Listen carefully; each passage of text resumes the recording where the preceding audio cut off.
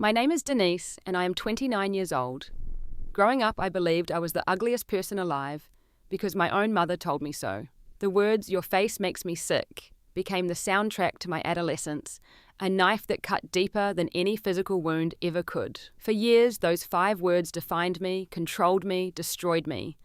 But this is the story of how I finally found the courage to prove her wrong, in a way that left her completely speechless. If you are watching this video, please let me know where you are viewing from in the comments. Also hit that like and subscribe button if you have ever felt judged for your appearance. Your support means everything as I share the most painful chapter of my life. I grew up in Millfield, a small Midwestern town where everyone knew each other and secrets were hard to keep. Our house on Maple Street looked perfect from the outside white picket fence, and all but behind closed doors, perfection was an impossible standard that only caused pain. Until I was about 8 years old, my relationship with my mother, Amanda, seemed normal. She would brush my hair before school, help with homework, and occasionally bake cookies on weekends. I remember her smile when I brought home perfect spelling tests, or when I learnt to ride my bike without training wheels. Those memories feel like they belong to a different life now. Everything changed gradually. I cannot pinpoint the exact moment when her gaze turned critical, but I remember being 8 when she first mentioned my unfortunate nose. We were looking through family photos and she sighed while examining a picture of me laughing. "You have your father's nose. Such a shame. When you laugh like that, it spreads across your whole face." I stopped laughing in photos after that. My father, Thomas, was a kind man who worked long hours at the local factory. He would come home tired, but always made time to ask about my day or help with science projects. When he witnessed my mother's critical comments, he would say, "Amanda, stop that. Denise is beautiful just as she is." But his defenses were weak, inconsistent, and eventually he seemed to grow tired of fighting this battle. Then there was my younger sister, Grace. 3 years younger than me, she somehow won the genetic lottery, according to my mother. Grace has my facial structure. She would proudly tell her friends while I sat nearby, invisible yet exposed. Grace had our mother's delicate features, her chestnut hair, her perfect smile. I had my father's broader face, his auburn hair, his crooked grin. When I was 10, I overheard a conversation that confirmed my growing suspicions about how my mother truly saw me. She was having coffee with her friend Susan in our kitchen. They thought I was playing outside, but I had come in quietly to get a glass of water. "Grace is going to be such a beauty when she grows up," my mother said. Thankfully, she takes after my side of the family. Denise unfortunately got all of Thomas's features. Nothing delicate about that girl. Susan murmured something I could not hear, and my mother continued, "I try to help her look better, but there is only so much you can do with what she has been given." I stood frozen behind the kitchen door glass of water forgotten. That night I studied my face in the bathroom mirror for nearly an hour, cataloguing every feature my mother found disappointing. My grandmother Eleanor was my salvation during those years. Living just 3 blocks away, her home became my refuge. Unlike my mother, Grandma Eleanor found beauty in everything. When I would visit her, particularly after difficult days with my mother, she would hold my face in her hands and say, "My sweet Denise, you have eyes that tell stories and a smile that lights up rooms." She was the only person who seemed to appreciate my artistic abilities too.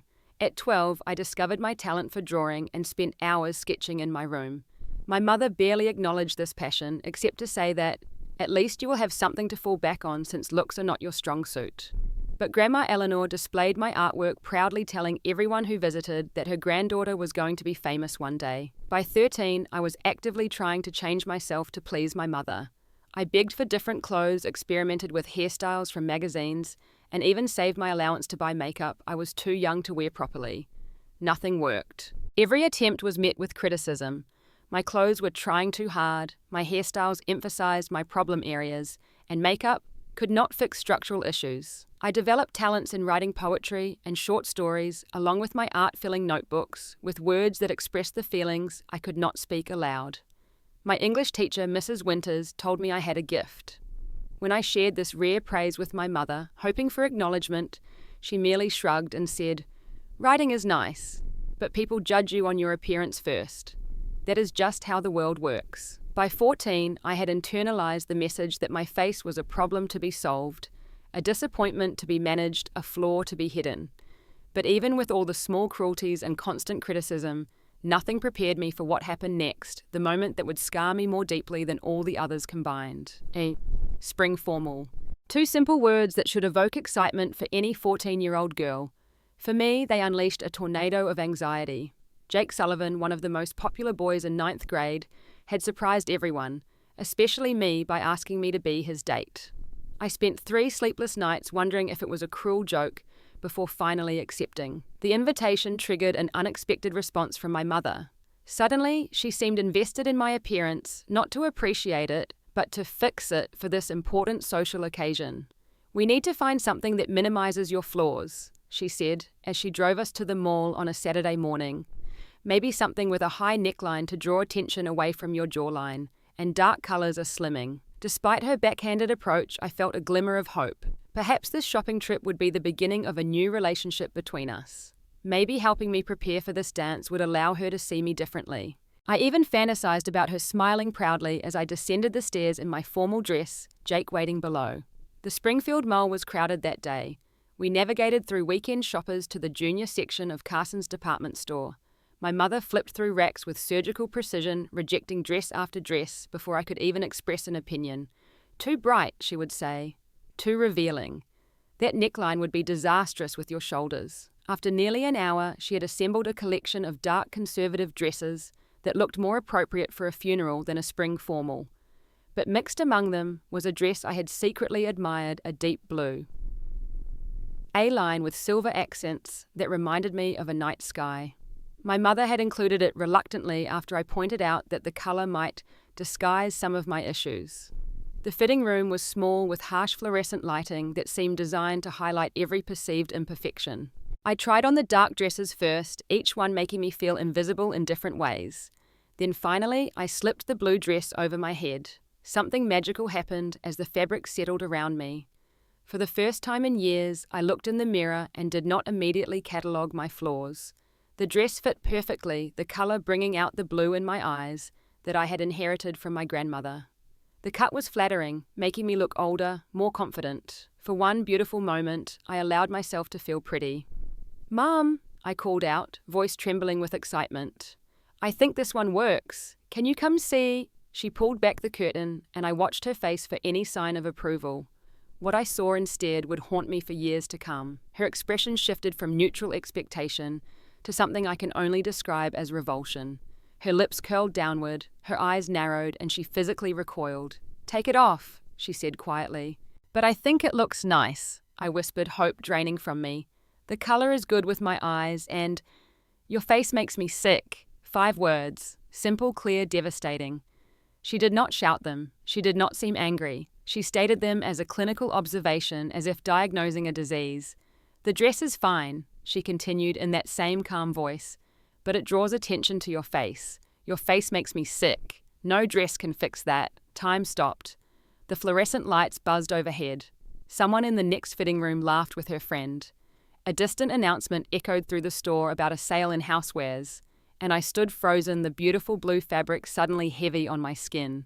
I cannot recall exactly what happened next. I remember tearing the dress off, hands shaking so badly I nearly ripped the delicate material. I remember pulling on my jeans and sweater, leaving the dresses in a heap on the fitting room floor. I remember pushing past my mother without looking at her. I ran, through the junior section, past startled shoppers, out into the main corridor of the mall. I ran until my lungs burned and my vision blurred with tears. I found myself in a deserted corridor near a service entrance, where I collapsed on a bench and finally allowed the sobs to overtake me. That is where Ruth found me. An elderly woman with kind eyes, who was taking a shortcut to the parking lot. She sat beside me without asking permission and offered a clean handkerchief from her purse. "Whatever happened, sweetheart, it cannot be as bad as all that," she said gently. I could not possibly explain to this stranger that my own mother found my face sickening. Instead, I mumbled something about a fight with my mum. "Mothers and daughters," she sighed. "The most complicated relationship in the world. When I fought with my daughter, I always reminded myself that underneath the anger was love, even when it was hard to see." Her words, though well-intentioned, cut deeper. What was underneath my mother's disgust? Not love. Something darker, something I could not name at 14. Ruth waited with me until my breathing steadied, then walked me to the food court, where my mother eventually found me. The ride home was silent. My mother acted as if nothing unusual had happened, talking about grocery lists and an upcoming PTA meeting. I stared out the window and decided that I would not be attending the spring formal after all. That evening, I called Jake and fabricated a story about being grounded for poor grades. He sounded disappointed, but quickly moved on, asking Lisa Brennan to be his date instead. The night of the dance, I sat in my darkened bedroom, sketching twisted, fractured faces, while my mother told anyone who called that I had come down with a bad cold. In the weeks that followed, I developed a phobia of mirrors. I would brush my teeth with my eyes closed, style my hair by touch, apply the minimal makeup I wore without looking at the results. If I accidentally caught my reflection in a window or a car door, I would hear my mother's voice, "Your face makes me sick." That was the beginning of my disappearance. Not physically, but in every other way that mattered. I began to make myself as invisible as possible, believing that by hiding my sickening face, I was doing the world a favor. High school should have been a time of self-discovery, first crushes, and forming identities. For me, it became an exercise in invisibility. After the incident at the mall, I crafted a new persona designed to attract as little attention as possible. I wore oversized hoodies, regardless of the weather, grew my bangs long enough to partially shield my face, and developed a posture perpetually hunched forward, as if apologizing for my existence. My social circle shrank to just one loyal friend. Sophia Martinez had been my desk partner in 7th grade science class, and unlike others who drifted away when I began withdrawing, she stubbornly refused to let me isolate completely. "You know you are being ridiculous, right?" she would say, pushing a strand of hair away from my face in the cafeteria. "You have great cheekbones. My cousin Marisol is a makeup artist, and she says cheekbones like yours are what people pay surgeons for." But compliments bounced off the armor of self-hatred I had constructed. Every time I began to believe that perhaps I was not as hideous as I thought, my mother would make another casual comment that reinforced the narrative. "Your school photos came back," she might say, sorting through mail. "Well, they captured you accurately, I suppose. No point retaking them." Or when helping me shop for necessities, "This shirt is cut for someone with more feminine features, but this one might work with your structure." These comments became so frequent that they formed the background noise of my life at home.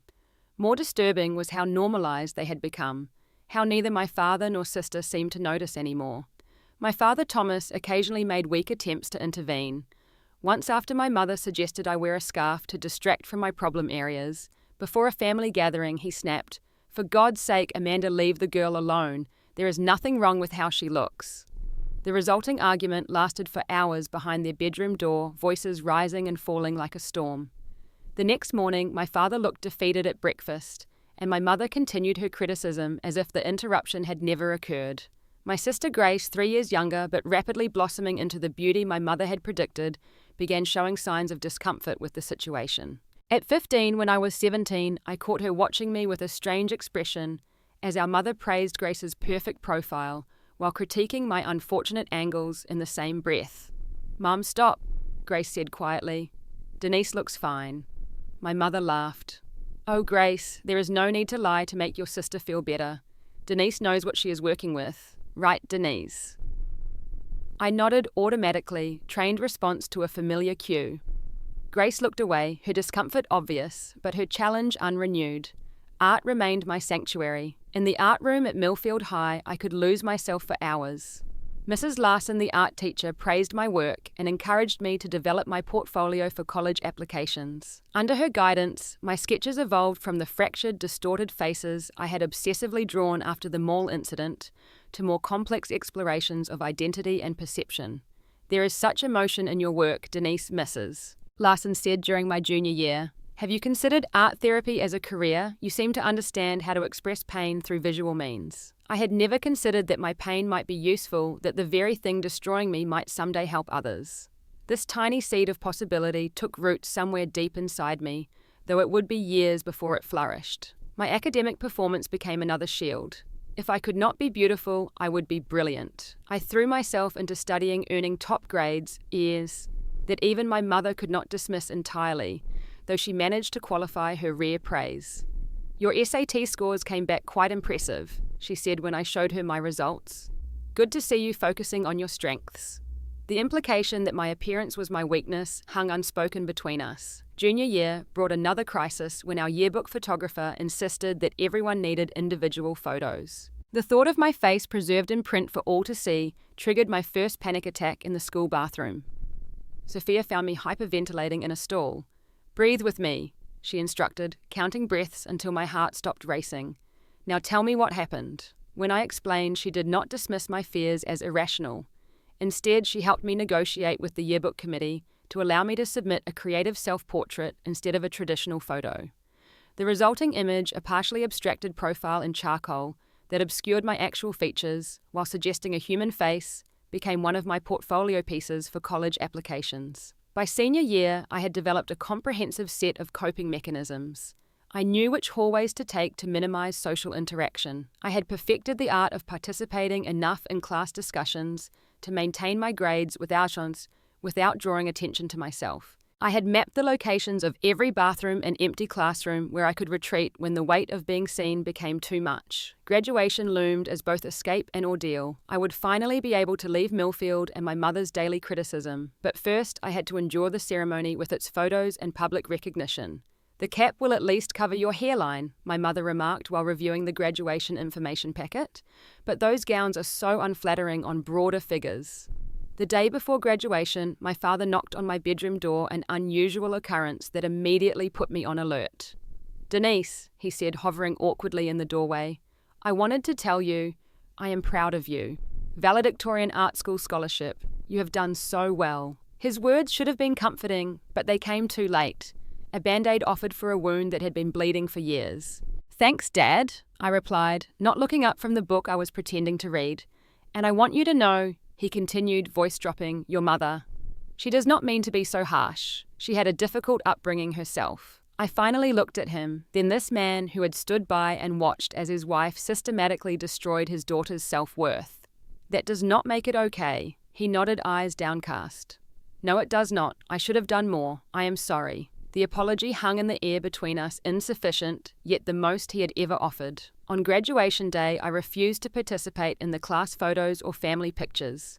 I accepted my diploma quickly, avoiding the principal's attempt to pose for the traditional handshake photo. My mother complained all the way home about my antisocial behavior and how I had ruined the memories of the occasion. That night, I sat alone in my room, surrounded by partially packed boxes. In just 2 months, I would be leaving for Westfield College of Art and Design, 500 miles away from Millfield, 500 miles from my mother's voice, her critical gaze, her power to name me as disgusting. I touched my face in the darkness, tracing the features I had been taught to hate. For the first time, I allowed myself to hope that perhaps in a new place with new people, I might discover a different truth about myself. The campus of Westfield College of Art and Design sprawled across 30 acres of converted industrial space on the edge of the city. Old brick buildings now house studios instead of factories, and sculptures dotted the green spaces between buildings. When my father dropped me off that August morning, I felt equal parts terror and exhilaration. Here no one knew me. No one had heard my mother declare my face sickening. I could potentially be anyone. That freedom was initially paralyzing. After years of making myself invisible, I had forgotten how to be seen. Simple interactions like introducing myself to my roommate or asking questions in class required rehearsal and recovery time. I developed routines to minimize social contact, waking early to shower, before others eating quick meals at odd hours sitting in the back corner of classrooms.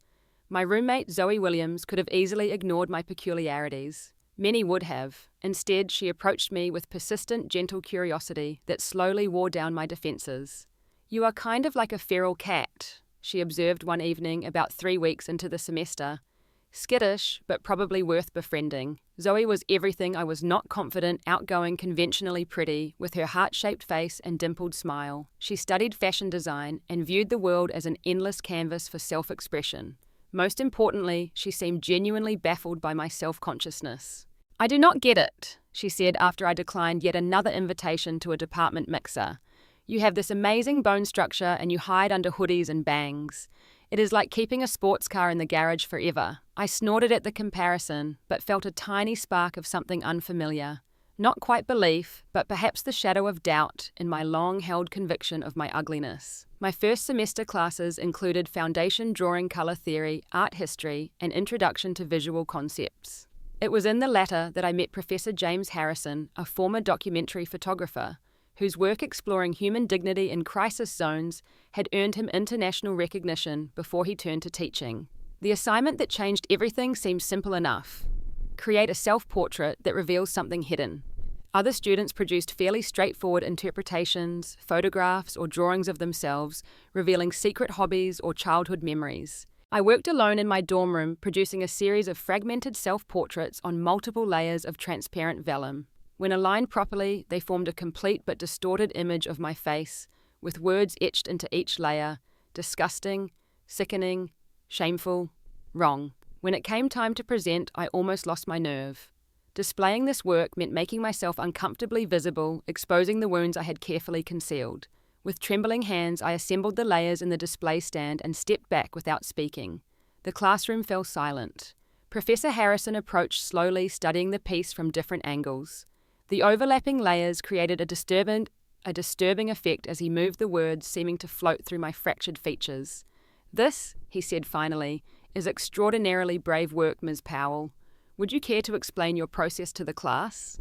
I shook my head, unable to form words around the lump in my throat. "Very well. May I?" He gestured to the piece, asking permission to handle it. When I nodded, he carefully separated the layers to show the class how the effect was achieved. Notice how the artist has created a complete image that can only be seen when all layers align, yet each individual layer contains fragments and text that alter our perception. This speaks powerfully to how words and perceptions shape identity. After class, he asked me to stay behind. I prepared for criticism for questions I could not answer, for the exposure I feared. Instead, he said simply, "That level of pain deserves professional support, Ms. Powell. Our school offers excellent counselling services. I would strongly encourage you to consider them." "I am not crazy," I said defensively. "No, you are wounded," he corrected, "and wounds need proper care to heal correctly." It took 2 more weeks and gentle prodding from both Professor Harrison and Zoe before I made my first appointment with Dr. Abrams at the Student Counselling Centre. The small office, with its overstuffed armchairs and gentle lighting, seemed designed to put clients at ease, but I perched on the edge of my seat, ready to flee. Dr. Abrams, a woman in her 50s, with silver-streaked hair and perceptive eyes, did not rush to fill the silence when I struggled to explain why I was there. "Take your time," she said. "The hardest stories are often the most important ones to tell." Gradually, over several sessions, I unfolded the tapestry of my upbringing. The constant criticism, the devastating comment at the mall, the years of hiding and self-hatred that followed. Dr. Abrams listened without judgment, occasionally asking questions that helped me see patterns I had been too close to recognize. The breakthrough came during our 6th session. I had been describing a recent phone call with my mother, who had criticized my choice of major. "Art is such an unstable career path for someone with your limitations." "Denise," Dr. Abrams said carefully, "what you are describing is emotional abuse." The word abuse hit me like a physical blow. It had never occurred to me to categorize my experiences that way. Abuse happened in dark alleys or behind closed doors where fists flew, not in bright kitchens where mothers criticized daughters. "But she never hit me," I protested. "Emotional abuse leaves different kinds of bruises," Dr. Abrams explained. "But they can be just as damaging, sometimes more so, because they are not visible to others." That session changed everything. Having a name for what had happened to me, understanding that my mother's behavior was about her issues, not my worth, cracked open the armor of self-hatred I had constructed. The healing was not instantaneous, but the recognition was the first crucial step. When I called home that weekend for my obligatory check, and my mother immediately sensed something had changed. Her criticism of my course selection was met not with my usual silent acceptance, but with a calm, "That is your opinion, but I am happy with my choices." A startled silence then. "Have you joined some kind of support group or something? You sound different." "I am seeing a therapist, actually." Her dismissal was immediate and cutting. "Therapy is nonsense for weak people who cannot handle normal life. I raised you stronger than that, Denise." "You raised me to hate myself," I thought, but did not say. Instead, I changed the subject and ended the call as quickly as possible. That same week, I discovered photography in an elective course. Unlike drawing or painting, which required translating what I saw through my technical skill, photography allowed me to capture the world exactly as I perceived it. Professor Mills, who taught the introductory course, praised my unusual eye for composition and encouraged me to develop my own projects beyond the class assignments. Inspired by my ongoing therapy and a growing sense that beauty might exist outside the narrow definitions I had been taught, I began photographing people with distinctive features. The elderly man who sold newspapers outside the campus with his deeply lined face, the cafeteria worker with her asymmetrical smile, the dance student with her prominent birthmark, not as oddities or curiosities, but as studies in the infinite variations of human appearance. These are remarkable, Professor Mills said when I showed him the developing portfolio. You are finding beauty in places others might not think to look. Not beauty, I corrected. Humanity. But as I continued the project, I realized I was indeed finding beauty, just not the standardized, commercialized version my mother had worshipped. These faces told stories. They had character. They were interesting in ways that perfect features could never be. When the student newspaper ran a feature on my photography series titling it Unconventional Beauty, I experienced another first pride in something related to appearance, even if it was through my camera lens rather than my mirror. The article caught the attention of a local arts reporter who interviewed me for a small piece in the city newspaper. When asked what inspired the project, I found myself saying, I grew up believing that faces could be objectively wrong or disgusting. These photographs are my way of questioning that belief. The reporter, a sharp-eyed woman named Judy Winters, gave me a long look. That is a powerful statement. Would you care to elaborate on where that belief came from? I was not ready to publicly discuss my mother, so I deflected with a vague comment about society's beauty standards. But the question lingered with me, planting the seed for what would eventually become my most significant work. By the end of my freshman year, I had begun to construct a new identity for myself, Denise Powell photographer, with an eye for unconventional beauty, not Denise Powell girl with the sickening face. The distinction was revolutionary. The years between 19 and 24 passed in a blur of creative growth and painful self-discovery. I declared photography as my major and found mentors who pushed me to develop my unique perspective. My work evolved from simple portraits to more complex explorations of identity, beauty, and societal expectations. By my senior year, I had won several student competitions and had my first solo exhibition in the campus gallery, titled Faces of Resilience. It featured portraits of people who had overcome significant physical or emotional trauma. Each photograph was accompanied by a short narrative about the subject's journey, but I carefully excluded myself from the collection, not yet ready to claim my own story so publicly. After graduation, I remained in the city working as a photography assistant at an advertising agency while building my portfolio. The commercial work paid the bills but felt empty compared to my personal projects. I continued photographing subjects who challenged conventional beauty standards, gradually building a reputation in local art circles for work that was both technically skilled and emotionally resonant. My personal life began to expand beyond the tight boundaries I had set during my years of self-protection. Zoe remained my closest friend, now working as a costume designer for an experimental theatre company. Through her, I met other artists and creative people who accepted me without question. Slowly, I learned to socialize without constant anxiety, though I still struggled with compliments and romantic attention. My relationship with my family remained complicated. I visited Millfield, rarely, usually just for holidays, where I endured my mother's ongoing criticism with newfound perspective. My father seemed to age rapidly during these years, becoming more withdrawn at each visit. Grace, now in college herself studying business, began calling me regularly outside of family gatherings, creating a relationship independent of our mother's influence. She does the same thing to me now, Grace confided during one late-night call. Now that you are not around to focus on, she has started picking apart everything about me. Last week she suggested I consider a nose job before graduation photos. I am sorry. I said, genuinely pained to hear that the pattern continued. Have you thought about talking to someone? A therapist helped me a lot. Maybe, Grace said uncertainly. It is hard to admit that your mother is toxic, you know. I knew exactly. At 24, a significant opportunity arose. Julian Chen, owner of Light Gallery, saw my work at a group show and approached me about a potential solo exhibition. Your perspective is fresh, he said, examining one of my portraits of an elderly woman with a magnificent unibrow and laugh lines like river deltas. But I think you are holding something back. The most powerful art comes from the most honest place. His words struck a chord. Despite years of therapy and professional success, I had kept my personal story separate from my art. I photographed others with compassion and insight, but had never turned the lens fully on myself or my experience. 2 weeks later, I met Alex Turner at a gallery opening. He was photographing the event for a local arts magazine, and we struck up a conversation about lighting techniques that evolved into drinks after the event, and eventually dinner the following week. Alex was unlike anyone I had dated before, though my dating history was admittedly sparse. Tall, with warm brown eyes and a quiet confidence, he approached photography as a form of intimate communication rather than documentation. His work focused on environmental portraiture, capturing people in spaces that revealed their passions and personalities. "The trick is making people forget the camera," he explained during our third date, a walk through the botanical gardens, where he pointed out lighting and compositions with infectious enthusiasm. Once they relax, their true self emerges.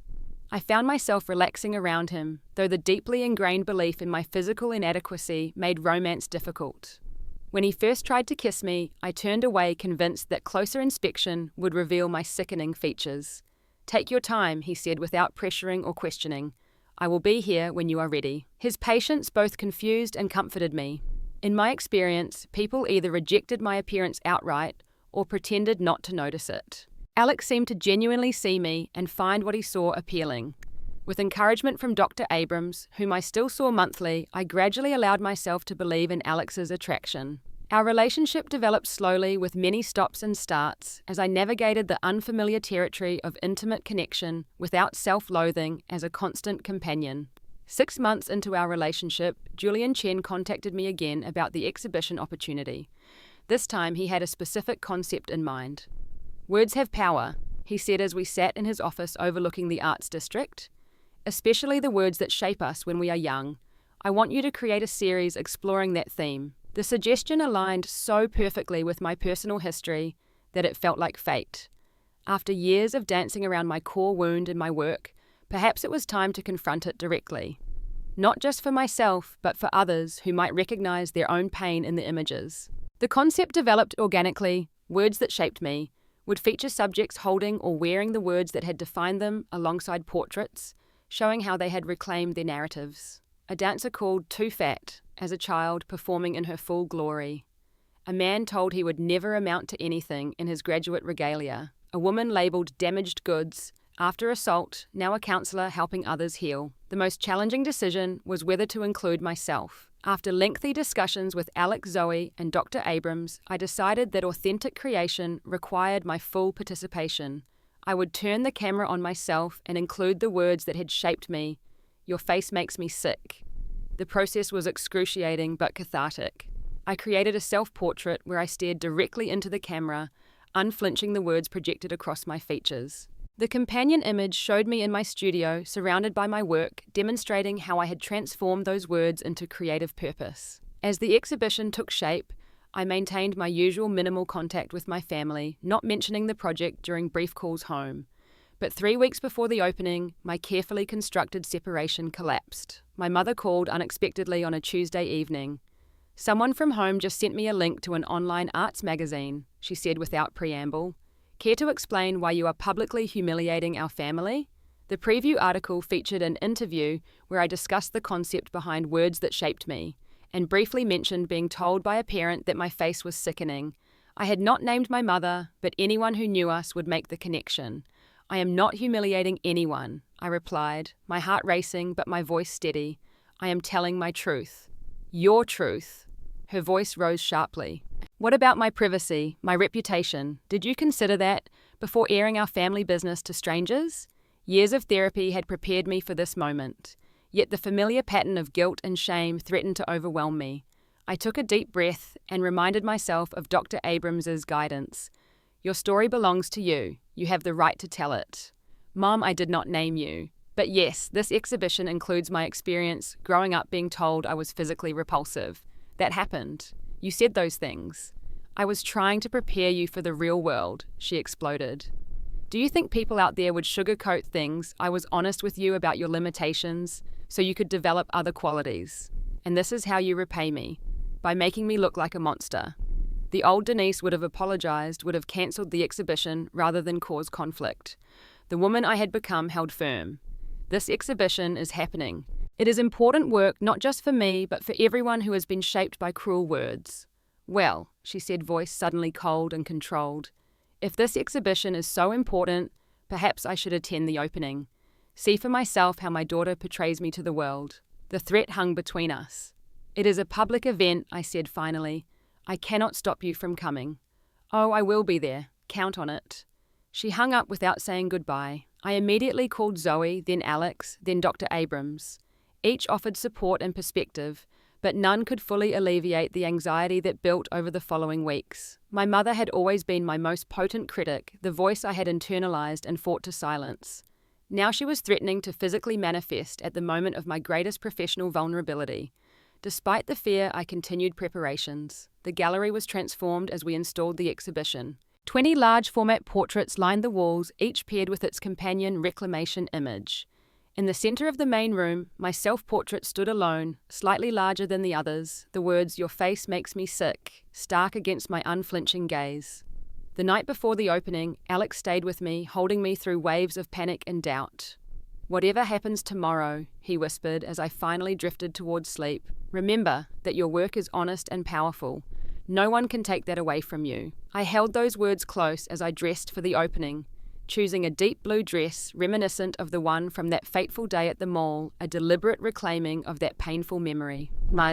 The light gallery glowed against the evening sky, its windows illuminating the crowd already gathering outside for the opening.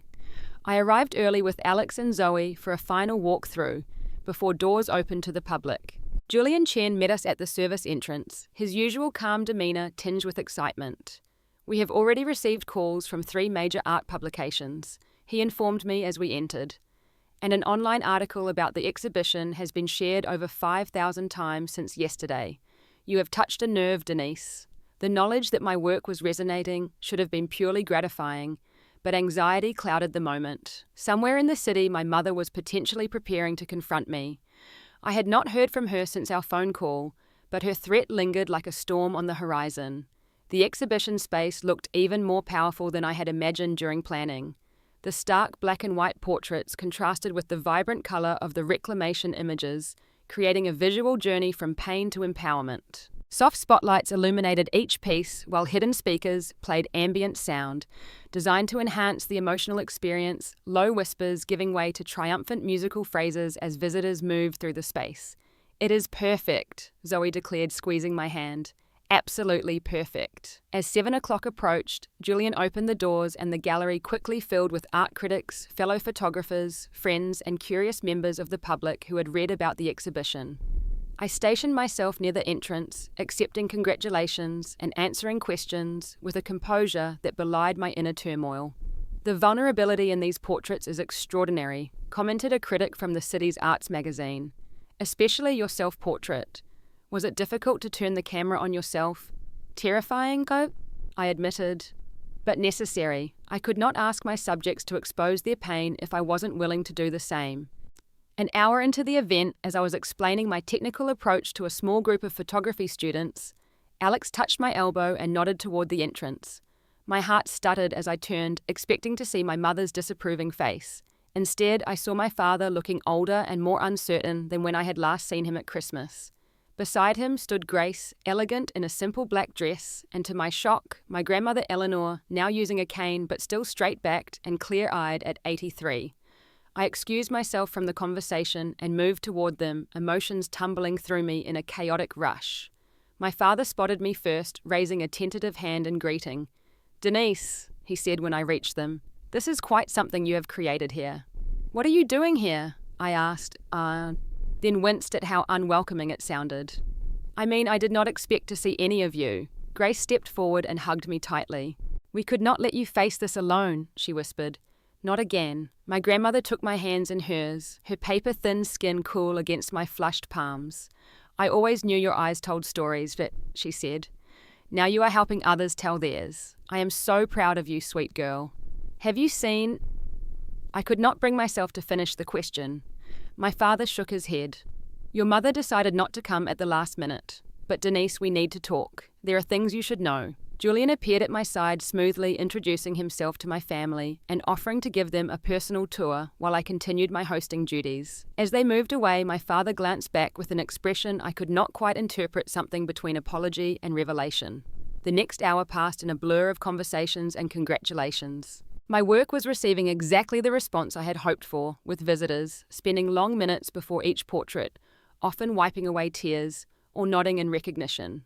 Several approached me to share their own stories of harmful words that had shaped their lives. I was speaking with a group near the refreshment table when a collective murmur rippled through the gallery. I turned to see my mother standing in the entrance, scanning the room with the imperious gaze I remembered from childhood.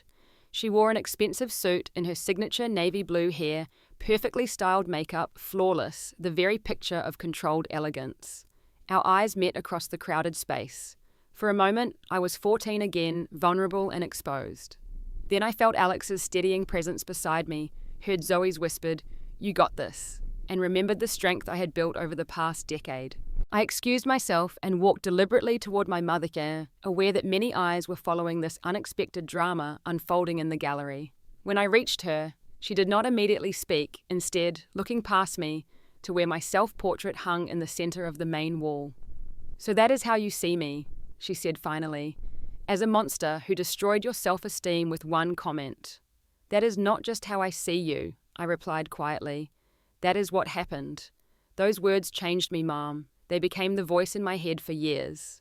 "It was one bad day," she insisted, but something in her tone lacked conviction.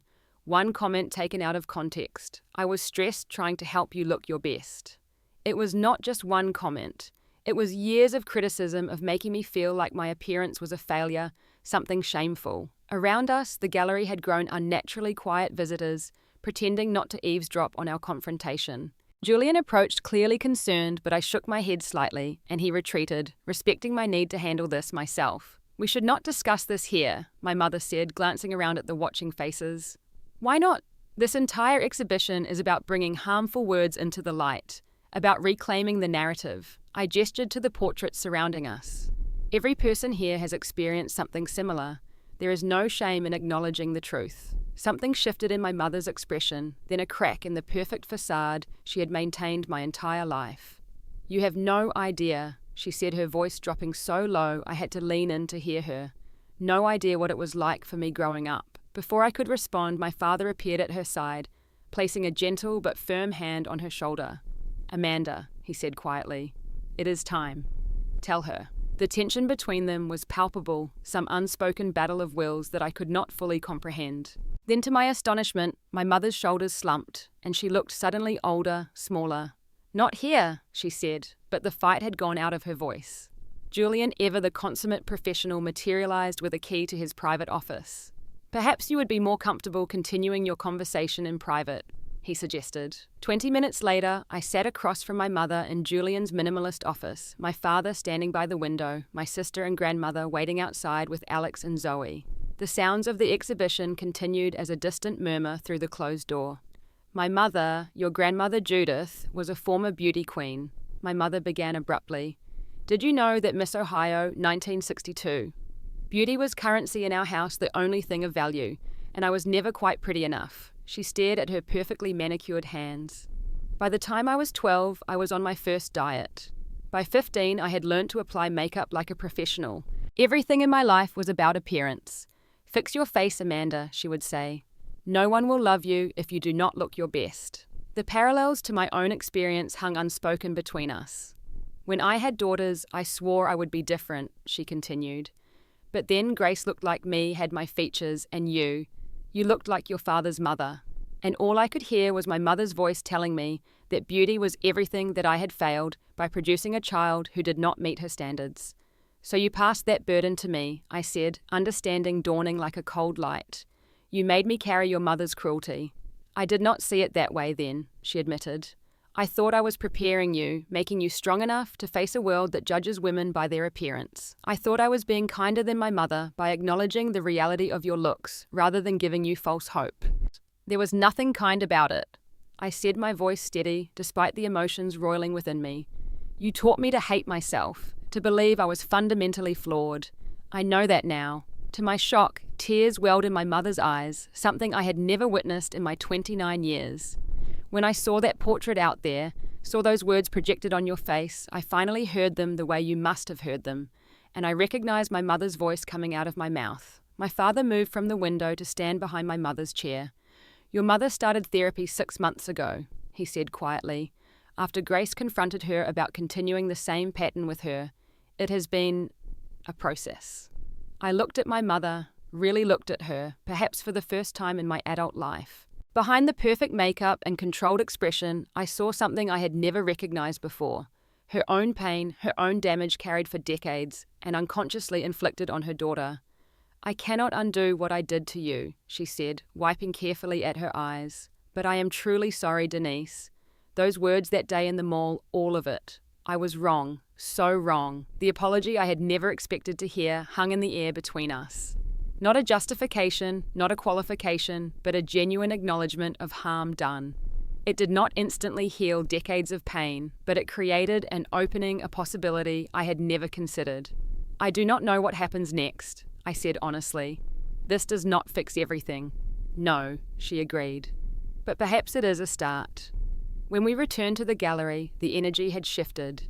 News of our confrontation and subsequent private conversation had rippled through the attendees, adding an unexpected layer of authenticity to the exhibition's theme. Several reporters approached, sensing a story beyond the original concept, but Julian deftly deflected them, protecting this fragile moment of potential reconciliation. As the evening drew to a close, a prominent art critic from the national press approached me.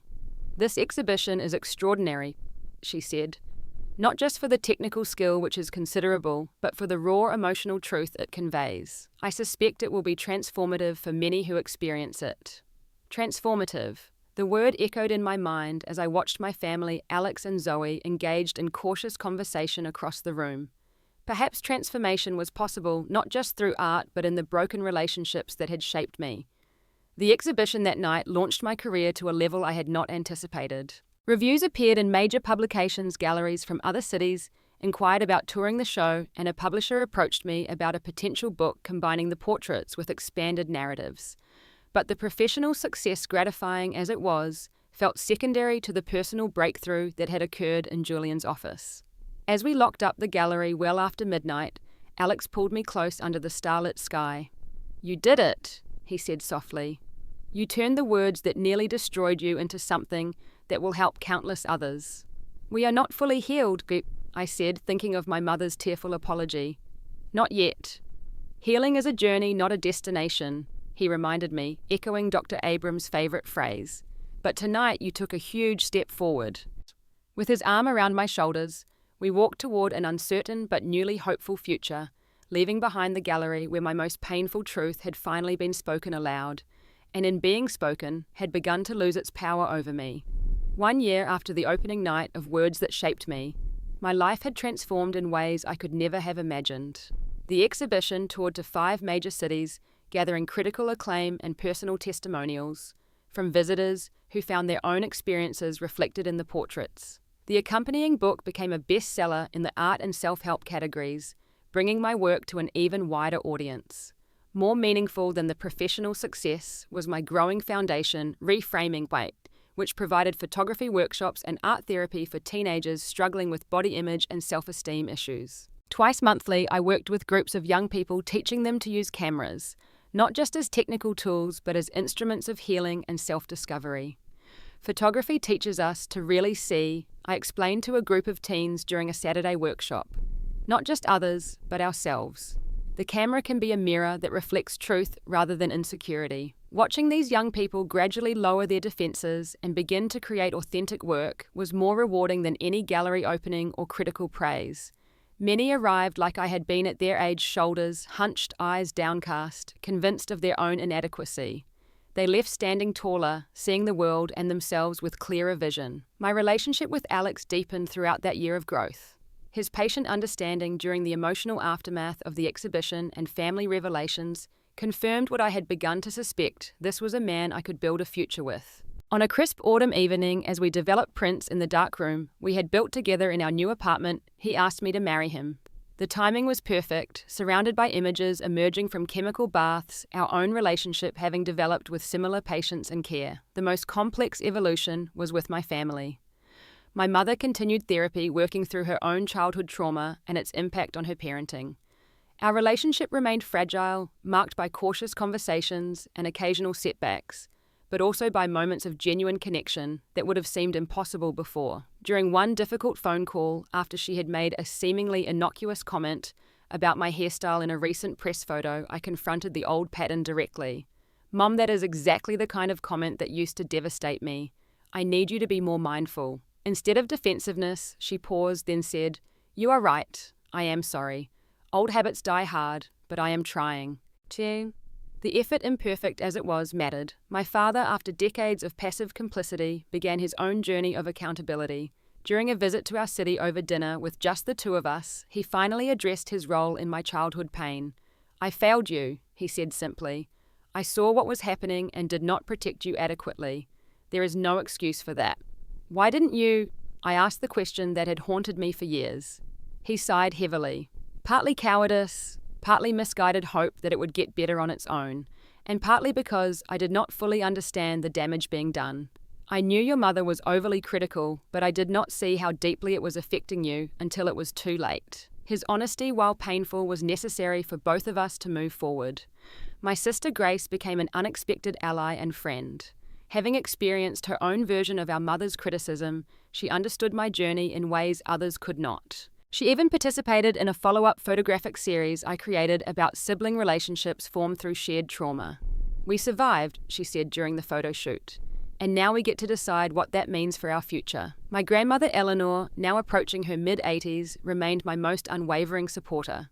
She attended every exhibition opening she could manage, proudly telling anyone who would listen that her granddaughter was changing how the world sees beauty. In the spring, I received an unexpected invitation to bring my exhibition to Millfield, my hometown. The small community arts centre rarely featured contemporary photography, but the director had seen the show in the city and believed it would resonate with local audiences. The prospect of displaying such personal work in the place where the wounds had originated was daunting, but also oddly fitting. A completion of the circle. "Are you sure about this?" Alex asked when I told him I had accepted. "No," I admitted. "But I think it is necessary. Not just for me, but for anyone else in Millfield who might be experiencing the same thing I did." The return to Millfield after so long away was surreal. The town seemed simultaneously exactly as I remembered and completely foreign, as if I were viewing a familiar photograph from an unexpected angle. Streets I had once navigated with my head down, hoping to avoid notice, I now walked with purpose, my camera around my neck, documenting the landscapes of my childhood with new eyes. The exhibition opening at the Millfield Community Arts Centre drew a surprisingly large crowd. Former teachers, classmates I barely recognised, neighbours who had watched me grow up, all filed through the gallery space, confronting not just my story, but perhaps aspects of their own experiences reflected in the powerful images. Mrs. Larson, my high school art teacher, now retired, embraced me with tears in her eyes. "I always knew you had important work to create," she said.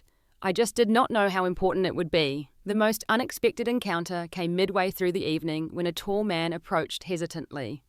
It took me a moment to recognise Jake Sullivan, the boy who had invited me to the spring formal all those years ago, the invitation that had led to that devastating day at the mall. "Denise," he said with an awkward half-smile, "this is incredible work, truly powerful." "Thanks, Jake," I replied, surprised by the absence of any residual embarrassment or shame in his presence. "Are you still in Millfield?" He nodded.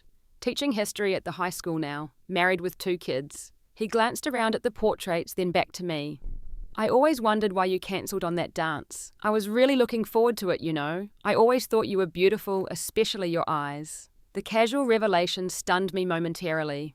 All those years of believing myself universally repulsive, and here was evidence that at least one person had seen me differently. Life took a different turn. I said simply, not ready to share the full story with him. But things worked out in the end. As he moved away to examine the other portraits, an elderly woman entered the gallery, moving slowly with the aid of a walker. Something about her seemed vaguely familiar, though I could not immediately place her. She made her way determinedly toward my self-portrait, studying it intently before turning to scan the room, eventually catching my eye. When I approached her, she smiled with recognition. "I wondered if you would remember me," she said. "It has been quite a while." Then it clicked. "Ruth?" I asked incredulously. "From the mall. The day I was crying on that bench near the service entrance," she finished. "Yes, dear. When I saw the article about your exhibition in the local paper, I knew I had to come. I often wondered what happened to that heartbroken young girl. The coincidence seemed too perfect to be mere chance, this kind stranger from my darkest day appearing at the moment of my greatest triumph in my hometown. I impulsively hugged her, this woman who had offered simple kindness when I needed it most. "Thank you," I said, "for stopping that day, for the handkerchief, for caring when I felt completely alone." "Sometimes all it takes is one moment of kindness to keep someone going," she replied. "I am glad it helped." The Millfield exhibition became a catalyst for deeper healing, not just for me, but for others in the community. Several local schools requested that I speak to their students about the impact of words on self-image. Parents approached me after viewing the exhibition, some in tears, recognizing patterns in their own relationships with their children. On the final day of the exhibition, I sat alone in the gallery before opening hours contemplating the journey that had brought me to this point. The path from that devastated 14-year-old in the mall to the accomplished artist and advocate I had become was neither straight nor easy. It had begun with pain so deep I thought it would consume me with words that cut to the core of my identity. "Your face makes me sick." Those words intended to diminish me had eventually empowered me instead. Through art, through therapy, through the support of people who truly saw me, I had transformed my mother's cruelty into creativity, her rejection into connection with others who had experienced similar wounds. Dr. Abrams had described the healing journey perfectly during one of our sessions years earlier. Healing is not about erasing the scar. It is about understanding that the scar is part of your story, not the whole story. My scar remained. There were still mornings when I looked in the mirror and heard echoes of my mother's voice. There were still moments of doubt when a photograph of me appeared in print or online. But those moments no longer defined me or limited me. They were simply parts of a larger, richer narrative that included professional success, loving relationships, and the profound satisfaction of helping others find their own path to healing. As I prepared to open the doors for the final day of the exhibition, I thought about the nature of beauty, how narrowly I had once defined it, and how expansively I understood it now. Beauty existed in resilience, in authenticity, in the courage to be seen fully. It existed in the teenager who attended my workshop with burn scars covering half her face and created breathtaking portraits of other survivors. It existed in my grandmother's wrinkled hands that had held mine through so many difficult moments. It existed in Alex's eyes when he looked at me with love that had nothing to do with conventional attractiveness and everything to do with genuine connection. And perhaps most surprisingly, it existed in the fragile new understanding between my mother and me, imperfect, and sometimes painful but honest in a way our relationship had never been before. The words that once nearly destroyed me had become the foundation for a life devoted to healing and truth-telling. The face my mother once called sickening had become the face of a movement helping others reclaim their sense of worth. The pain that once isolated me had connected me to a community of survivors and allies. In the quiet gallery surrounded by portraits of transformation, I realized that the most powerful response to cruelty is not revenge, but revelation. Not hiding the wound, but showing how it can heal. Not silence, but speaking truth that resonates with others walking similar paths. As I unlocked the doors for the day's visitors, I silently thanked that broken 14-year-old girl for surviving, for holding on long enough to become the woman who could turn those devastating words into a message of hope for others. The journey was far from over, but each step forward confirmed what I had finally come to believe. We are all worthy of being seen, being valued, being loved exactly as we are. Have you ever had words spoken to you that left a lasting impact, whether positive or negative? Words have incredible power to shape our self-image and life journey. I would love to hear your experiences in the comments below. And if this story resonated with you, please like, subscribe, and share it with someone who might need to hear that they are not defined by the harmful words others have spoken over them. Thank you for joining me on this healing journey, and remember, your worth is not determined by anyone else's perception. You are valuable just as you are.